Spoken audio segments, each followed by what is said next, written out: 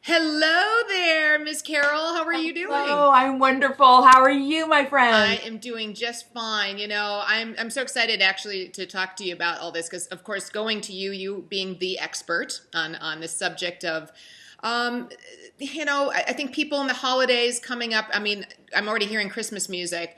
This is something that you certainly are very knowledgeable in educating other people on what to do when you're basically single during the holidays. So is there like one thing right out of the gate you want to tell people who are dealing with this?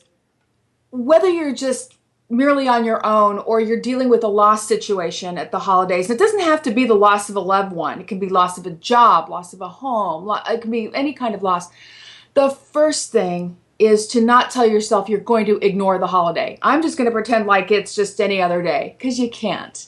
Well, like you just said, it's everywhere. You go into home improvement stores, there's the holidays. I don't know what a power saw has to do with the holidays, but that's just me. You can't ignore the holidays. What we need to learn to do is enjoy the holiday in your way and understand that you can do that without necessarily being coupled off or running around in a pack. Or if you're not in a holiday kind of mood, find other ways to embrace the holidays. But it's so hard because a lot of times holiday events are very much surrounding like you're being coupled, where Right. Right. you're going to dinner parties and everyone seems like they're with their significant other. Exactly. So, especially somebody dealing with the holidays for the first time, single, maybe through a breakup, or like my aunt who just lost her uncle. I mean, my uncle, her husband. Right. So it's something that, how do you deal with that when everything is centered around couples? Well, and also if a loss occurs close to the holiday, as was the case with our family when I Hmm. lost my late husband, he died 6 days before Christmas and right in the middle of Hanukkah. Oh, So now you've got a real double whammy. Tune into you.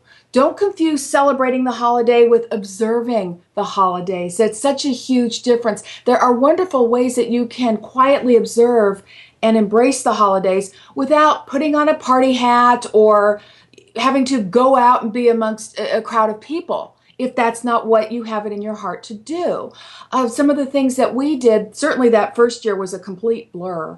But in subsequent years, we would do things like just decorate the house in small ways, scented candles and pine cones, nothing big and splashy. yeah. We would just bundle up and walk around the neighborhood and enjoy the lights. If you are affiliated with a church or a synagogue, consult with your cleric and see what they have to suggest, because that's what we did actually at the beginning. There are wonderful ways that you can observe the holiday and make it a time that brings you peace and comfort rather than have it be a time of dread. What about for those people who just really don't want to partake in any of the festivities, that they really just say, you know what, that's over there, I'm going to be here, and if I want to just be, by myself or be a recluse or whatever for the holidays, is that okay? That anything that you want to do that isn't coping destructively, and we all know what that is: Hmm. alcohol, drugs that are not supervised by a doctor. I'm quick to qualify that. Compulsive behavior, compulsive shopping, compulsive gambling, compulsive sexual behaviors. These are all destructive. Emotional destructive behavior, cutting, hurting yourself. As long as you are not doing anything like that, whatever you have it in your heart to do, you do. And it's okay. You don't need anybody's opinions or blessings, or even though that's what I'm doing right now is giving opinions. You don't need that. And so many of us, women especially, seem to need to have that approval, that reinforcement. And what if you don't get that? Well, then you think something's wrong with you. There's nothing wrong with you. It is a time of year that puts an incredible amount of pressure on all of us. Practically, with shopping and cooking and wrapping and traveling and blah, blah.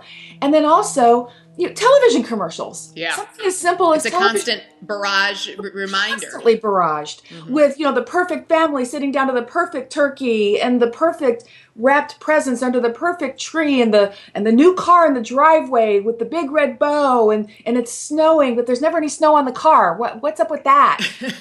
And we all take that to be reality.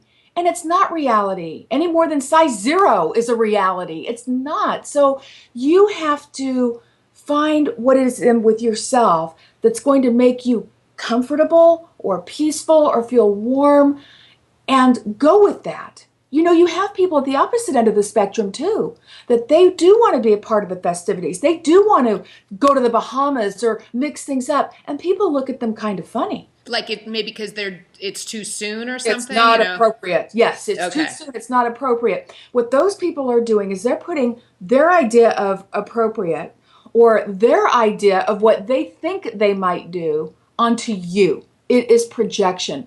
Don't permit anyone to do that. If you want to take a cruise for Thanksgiving, if you want to go have Christmas dinner at a restaurant, if you want to go to all the parties, I don't care how long it's been or how short of a time it has been since whatever you have lost has been lost. You do what you have it in your heart to do that's going to make you feel wonderful inside. You know, it's interesting. So many people, including people who are so close to me, have dealt with people kind of sort of dictating how long they should be grieving. And I'm surprised if you haven't really accepted this yet, or it's people saying things they don't mean to say, but they come off as being extremely rude and judgmental. That's right. That's right. And that's a huge hot button issue in the bereaved community. Again, people are putting their perception of what they would do or how they would feel, because you don't really know until you're in that situation what you would do. Right. Let's be honest. And they are putting their idea of appropriate or long enough or dates, times, and places on you. And that's not fair. And too many people accept what is being put onto them. Oh, well, it has been a year and I'm not over it. Yeah. So something's wrong with me.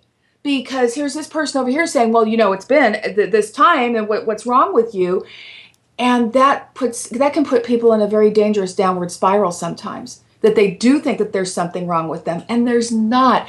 Everyone's timetable is different. Should people just not say anything, or what's the one thing that people should say and leave all other opinions and judgments on the sidelines? How about, what we have said to one another off camera and away from microphones? I'm so sorry that you're dealing with this. And you might not be ready to talk about it today, but when you're ready, I am here and I am ready to listen. And then make sure that you are there when you're ready to listen. Saying nothing is not an alternative either. That's never good. Yeah. Because it becomes that pink elephant in the room. Exactly. But to tell somebody, well, you should be, or you ought to be, or at least. You never want to include those words in a sentence. They're not supportive. It's not encouraging. You're not helping somebody forward on a healing journey in a positive way. Yeah. The thing too is it's like the L word, it's loneliness. Right. I think that is probably the biggest fear, the biggest issue that somebody is dealing with. It's at the huge. Holidays, because it's all about bringing everybody together, but right. Yeah. One of the best ways to circumvent loneliness, because I've been there, is to get outside of your own self. When we are in service to others, we automatically feel better. I'm in service to people every single day. It's a wonderful thing, as are you. And especially at this time of year, there are incredibly wonderful ways that you can be in service to others. You can adopt a family that can't provide Christmas to children, or adopt a soldier. Adopt a soldier programs are everywhere, and they're fantastic.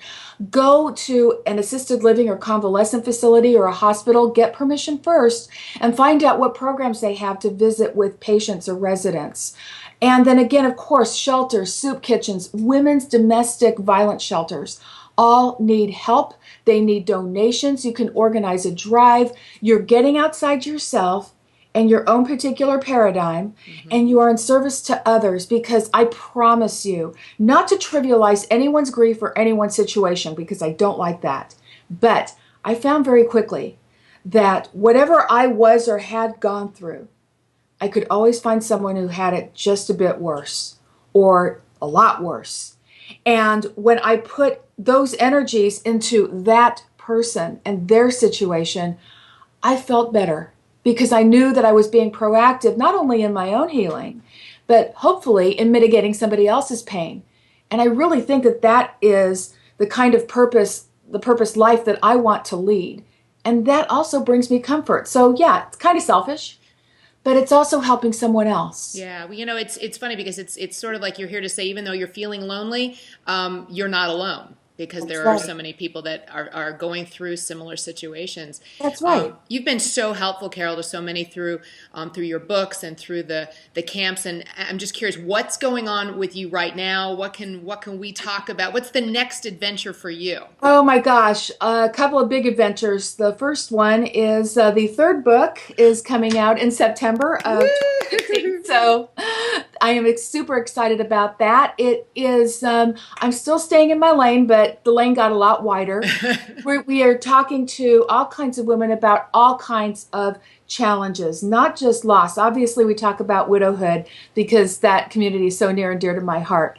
But we are also talking about things like loss of a job, loss of a home, divorce, betrayal, finding out about a betrayal after a loved one has passed away. We're talking about serious injury, caregiving, all kinds of challenging things that women have to face and can come through it whole and healthy and happy. We are talking to women who have been struck with horribly devastating illnesses or injuries and have gone on to do incredible things. It's so inspiring, and I'm super excited to bring it to the market. Fantastic. All right, well, put me on the list, please. You Okay. betcha. Always, always. Fantastic. Well, Carole Brody Fleet, wonderful speaking with you again. You've been a great guest on the radio show. Now we Thank you. got you on Skype, and now somehow we'll have to we'll get you on TV with us too, or something. I don't know. You bet. You We'll bet. keep Can't working. wait. Thanks, Carole. Hope to Thank see you, you soon. Stacy. All right.